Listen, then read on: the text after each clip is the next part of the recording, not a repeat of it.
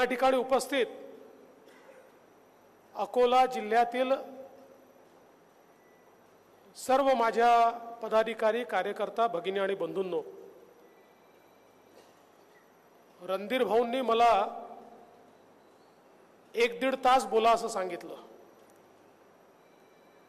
मी प्राध्यापक असतो तर 50 मिनिटं तरी कमीत कमी बोललो असतो, पण माझी सवय नेमकं बोलायचं,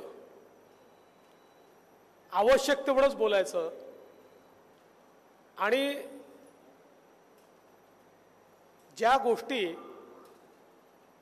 तुमच्या मनापर्यंत पोहोचतील तेवढ्याच गोष्टी बोलायच्या। आणि म्हणून रणधीर भाऊ 50 मिनिटं किंवा 1 तास बोलणं हे तर काही शक्य नाही, पण मी अकोलेकरांचं विशेषतः अकोला जिल्ह्यातील कार्यकर्त्यांचं मनापासून अभिनंदन करतो की लोकसभेमध्ये तुम्ही अकोल्याचा गड राखला।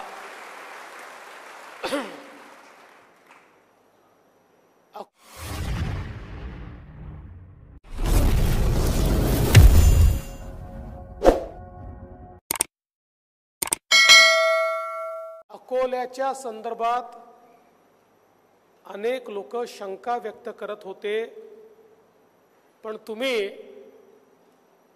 अकोल्यामध्ये जिंकण्याची परंपरा ही कायम ठेवली आणि अकोला आमचंच आहे, अकोला भारतीय जनता पक्षाचंच आहे हे तुम्ही या ठिकाणी निश्चितपणे दाखवून दिलं।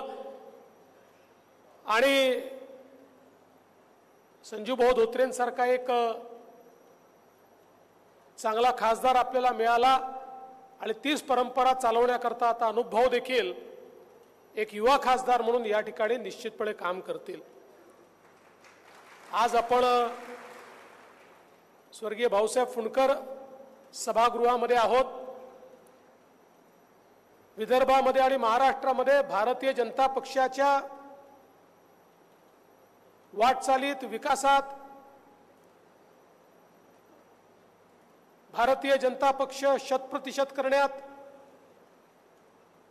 एक अत्यंत मोलाचा वाटा, महत्त्वाची भूमिका भाऊसाहेबांनी या ठिकाणी पार पाडली आणि म्हणून साहजिकच आपण त्यांची देखील या ठिकाणी आठवण काढतोय आणि स्वर्गीय लालाजींची देखील आपण या ठिकाणी निश्चितपणे आठवण आपल्याला येते, कारण लालाजी एक वेगळं व्यक्तिमत्व होतं, आपल्याला सर्वांना त्यांचा अनुभव होता।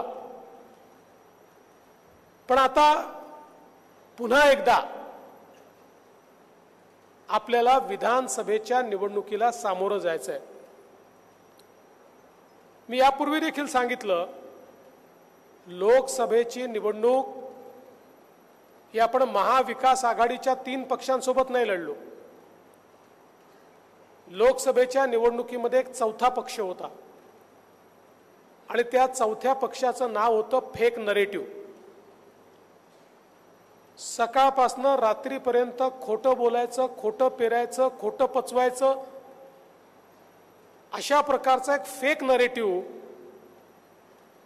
महाराष्ट्रात आणि देशामध्ये तयार करण्यात आला आणि या काही एका दिवसात तयार झाला नाही। एक मोठी इकोसिस्टीम याच्याकरता तयार करण्यात आली, 2-3 वर्ष त्याच्यामध्ये घालून ही इकोसिस्टीम तयार करण्यात आली आणि या इकोसिस्टीमला काही तथाकथित पत्रकार, काही सोशल मीडिया इन्फ्लुएन्सर्स अशा सगळ्यांची त्या ठिकाणी मोठ बांधून एक खोटा नरेटिव्ह पसरवण्यात आला। मग एकीकडे अनुसूचित जाती, अनुसूचित जमातीमध्ये आपलं आरक्षण जाणार, भारतीय जनता पार्टी 400 पार आली तर 400 पार आल्यानंतर हे आरक्षण समाप्त करणार, अशा प्रकारचा एक नरेटिव्ह पसरवण्यात आला। खरं म्हणजे आपल्याला कल्पना आहे, भारतरत्न डॉक्टर बाबासाहेब आंबेडकरांनी सुरुवातीला 50 वर्षाकरताच आरक्षण दिलं होतं आणि ज्यावेळेस संविधानामध्ये आरक्षणाची मर्यादा संपली त्यावेळी ती मर्यादा वाढवण्याचं काम जर कोणी केलं असेल तर ते श्रद्धेय अटल बिहारी वाजपेयीजी यांनी पंतप्रधान म्हणून केलं. आज जे आरक्षण टिकलेलं आहे, चाललं आणि चालत राहणार आहे, याचं कारण अटल बिहारी वाजपेयीजीची सरकार आहे. पण या सगळ्या गोष्टी मागे पडल्या आणि जणू काही आपलं सरकार आल्यानंतर आरक्षण त्या ठिकाणी काढून टाकण्यात येईल अशा प्रकारचा नरेटिव्ह खालपर्यंत नेण्यात आला आणि त्याचा एक मोठा परिणाम झाला. तो दलित समाजामध्ये झाला, तो आदिवासी समाजामध्ये झाला आणि विशेषतः विदर्भासारखं जे क्षेत्र आपलं आहे की ज्या क्षेत्रामध्ये 30% दलित आदिवासी ही लोकसंख्या आहे, इथे याचा एक मोठा परिणाम झाला आणि आपल्या जागा त्या ठिकाणी कमी झाल्या. एक दुसरा नरेटिव्ह हा मोठ्या प्रमाणात मुस्लिम समाजामध्ये चालवण्यात आला आणि त्यातनं एक प्रकारे पोलरायझेशन करून, ध्रुवीकरण करून निवडणुकांना इन्फ्लुएन्स करायचा प्रयत्न झाला. हे सगळं केल्यानंतरही हे खरं आहे, आपल्या जागा कमी आल्या पण आपला जनाधार कमी झालेला नाहीये. महाराष्ट्रामध्ये महाविकास आघाडीला 43.9% मतं आहेत आणि महायुतीला 43.6% मतं आहे, म्हणजे केवळ 0.3% मतं आपल्याला कमी पडले. त्यांना 2,50,00,000 मतं मिळाली, आपल्याला 2,48,00,000 मतं मिळाली, म्हणजे त्यांच्यापेक्षा महाराष्ट्रामध्ये केवळ 2,00,000 मतं आपल्याला कमी मिळाली. पण या 2,00,000 मतांमुळे त्यांच्या 31 जागा आल्या आणि आपल्या 17 जागा आल्या. 0.3% 12 जागा आपल्या अशा आहेत, 12 जागा भारतीय जनता पक्षाच्या, ज्या 3% कमी मताधिक्याने पडल्या. आणि यातलं क्लासिक उदाहरण द्यायचं असेल तर ते धुळ्याचं आहे.